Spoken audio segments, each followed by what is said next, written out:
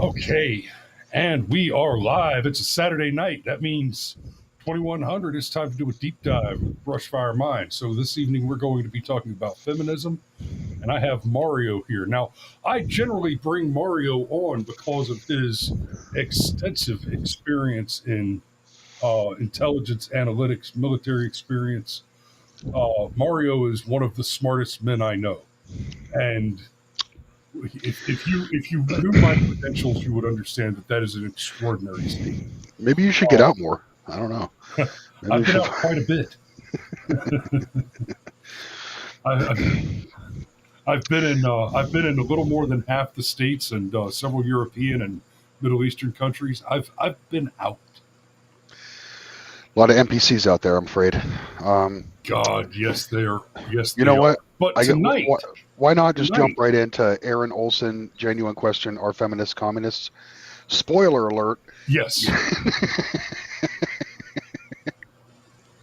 Yes, they are. And you can turn off the show now. You got it. Congratulations. So tonight, I require Mario's expertise because he, like I, we are each the fathers of 3 daughters. Yeah. Right. We each have a pile of young ladies running around this world for whom we have some serious concerns. And so when we start talking about feminism, which is the topic for the evening, I want to be very clear. I want to be very, very clear that my chief concern as regards the influence of feminism on the United States and the world more broadly is not just the collapse of advanced Western civilization and culture, but let's not mix words. Feminism and its outcomes present an existential challenge and threat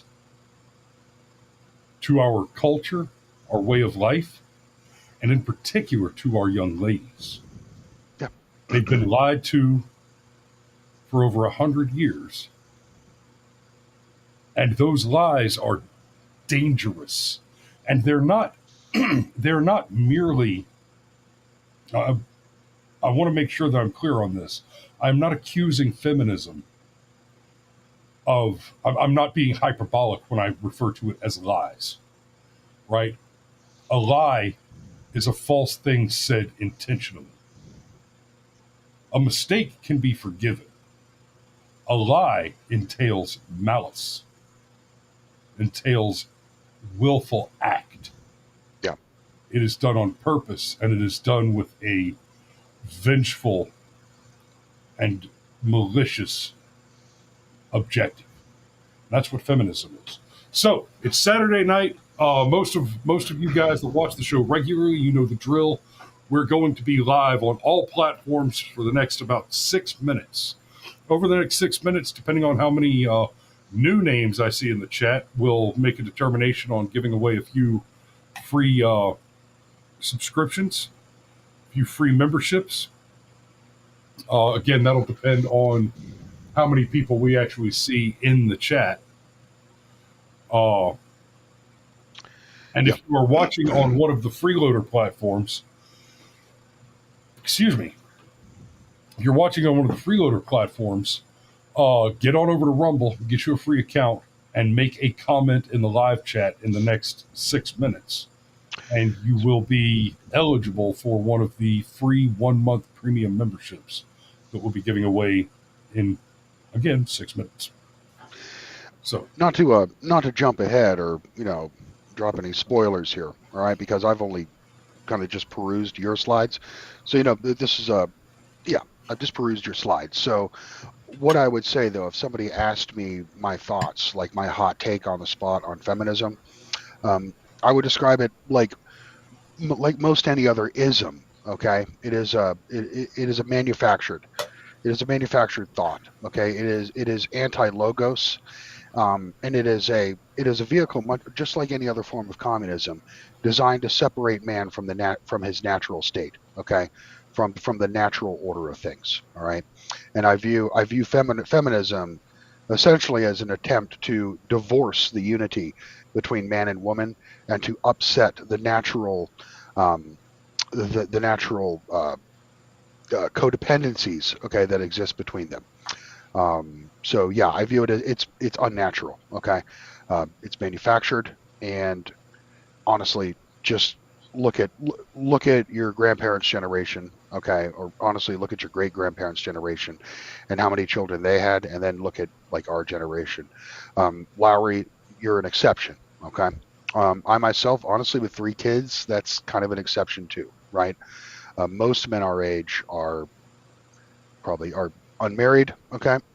I myself being divorced, I'm a bad example, okay. You're a good example of how things should be, all right. Perhaps not myself, but at least I made an earnest effort, okay, to make that to live that traditional lifestyle, okay.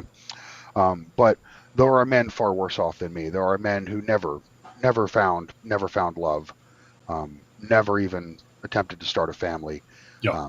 and live essentially as basically broken, entropy-stricken incels, essentially. Okay, um, who are effectively lost, much as the women, the stereotype with the basically looking like they rolled their face in a tackle box. Okay, with the pink or blue hair, they are also equally incels in the sense that they are not reproducing, they are not furthering their own civilization, right, through the natural production and rearing of children. So that would be kind of my hot take on it.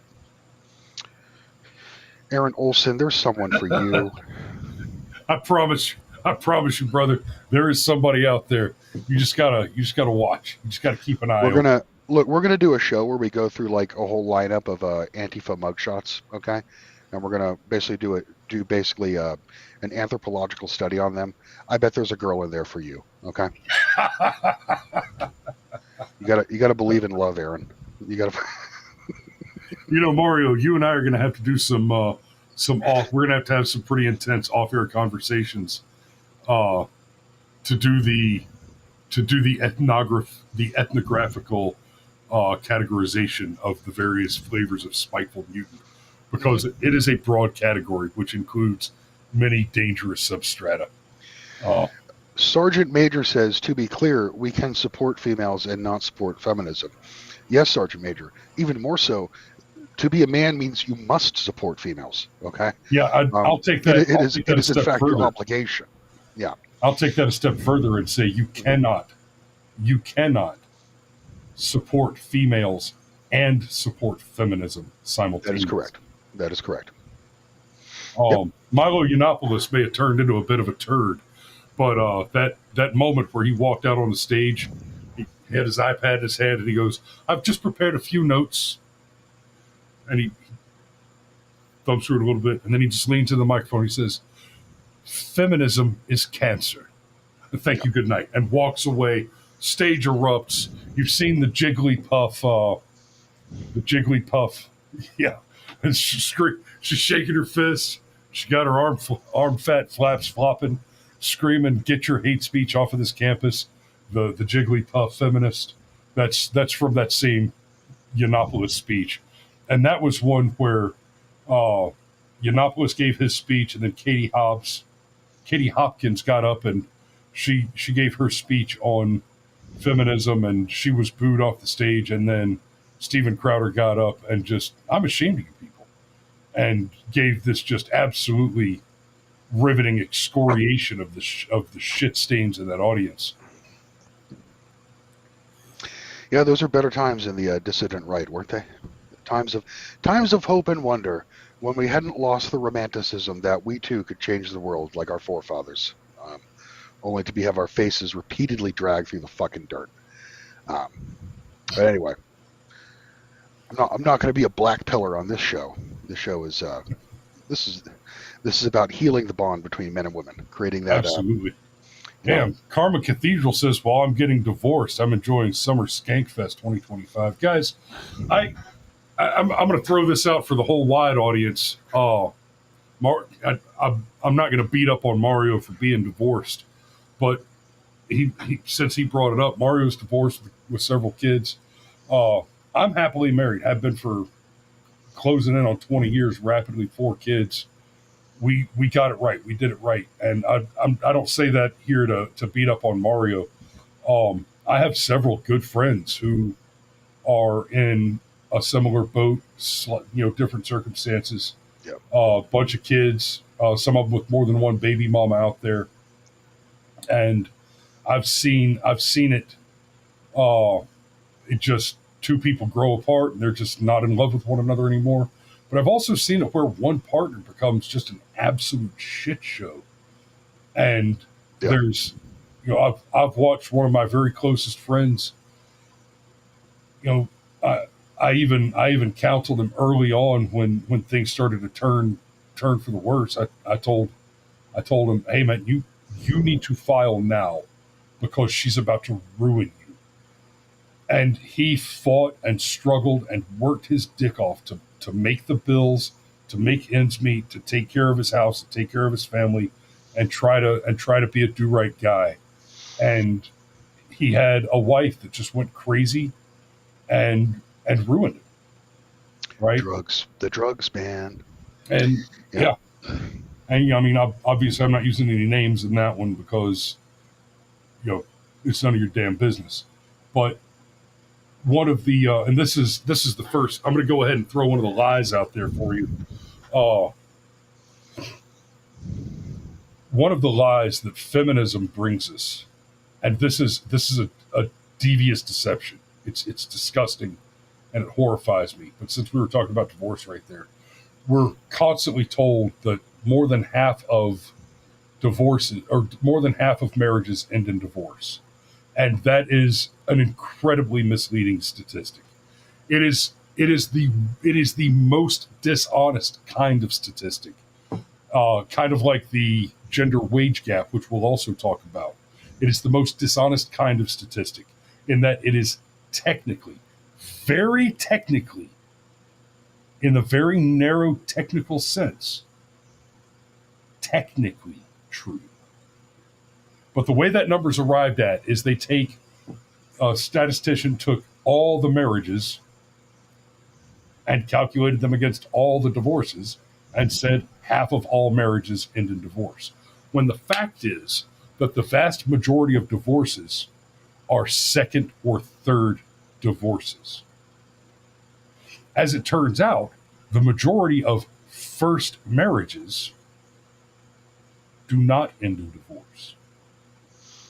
But that third go on normally. That third tend to go on to have multiple follow-on divorces. And another thing is the younger you are when you get married, there are some exceptions. Okay, I've seen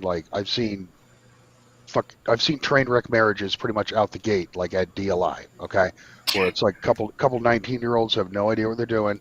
Okay, and it usually comes down. Remember the old adage we used to say: you get married at DLI and you get divorced at Goodfellow. Yeah. So I've seen some train wreck marriages, like teenage marriages. Okay, but statistically, those ones actually generally stand the test of time, and it's because both parties have had fewer partners. Okay, at that point when they were together. All right, and the fewer people that you have had sex with. Okay. Then the more likely you are to be able to actually properly pair bond with your spouse, okay, whether it be a man or a woman, all right, and it's a biological fact. Like that's one of the problems you have today, is with these liberated women who've essentially grown up in feminism. They've grown. My wife says that's what happened. I didn't end up in Texas. She's suggesting that we did not get divorced because she wasn't a good fellow with me. That's right. Because we did get married at DLI. We are statistical anomalies. Yeah, you guys are. It's nerd love is that nerd love is the good love. Deep love. Okay. But anyway, the majority of divorces are initiated by the female part. The vast majority of divorces. 80%. Yes. 80%. Yeah, because men are okay with being unhappy forever. Okay, we really are. It sounds awful and it sounds defeatist, but it's not.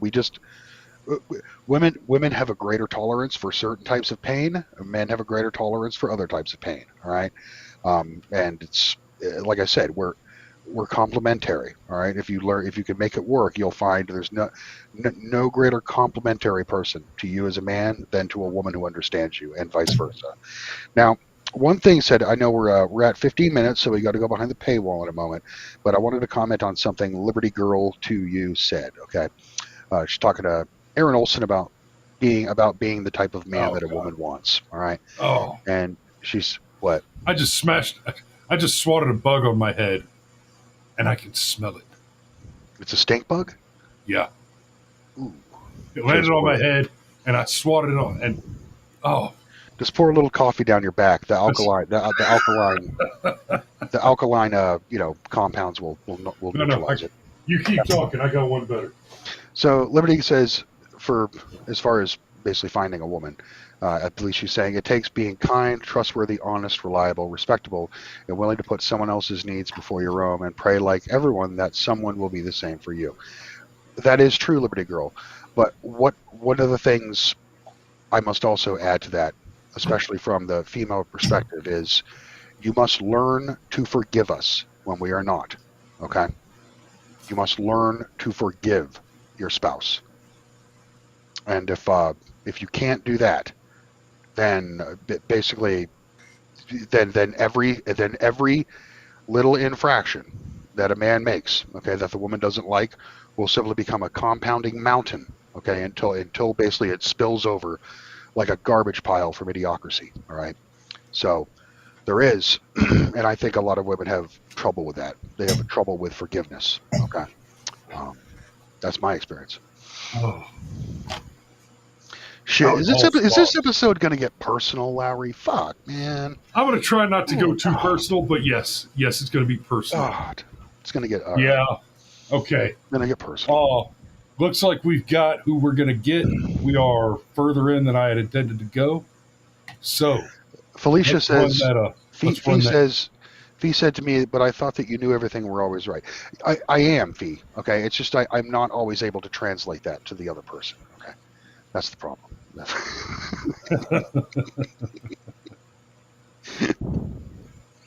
Margaritas. Yeah. Let's go.